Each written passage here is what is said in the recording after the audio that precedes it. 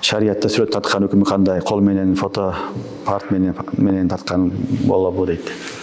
Негизи шариятта сүрөт тартканды чоң күнөө деп айтылат. Ашаддун нас азабан йаумал кияма ал-мутасаввирун. Хадисте келет, Бухаринин хадиси, Расулуллах саллаллаху алейхи ва саллям айтат, эң каттуу азап сүрөтчүлөргө болот деген. Кыямат күнү келгенде Алла Таала чакырып туруп, "Мону тарттыңбы? Сен мага окшоп бир макулук жаратам дедиңби? Жан салгын" деп кыйнайт дейт. Хадисте келет. Жан сал деп кыйнайт дейт. Ошон үчүн сүрөт тарткан дегенде негизинен бул кол менен тартканды айтылат. Кол менен тартканды, кол менен жасаганды, эстеликтерди, башкаларды. Финапсихи ошого барат. Бирок бүгүнкү күндөгү баягындай телефондор аркылуу фотоаппарат менен тартып аткандарды уламалар айтат, бул деле жакшы эмес дейт.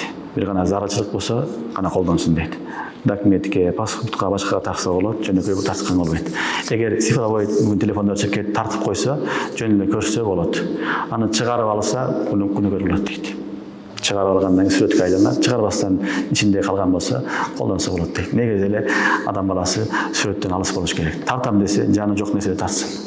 Жансыз нерселерди, жаратылышты, тоодо, ташты, дарактарды, кооз нерселерди толтура, ошону тарткан жакшыраак.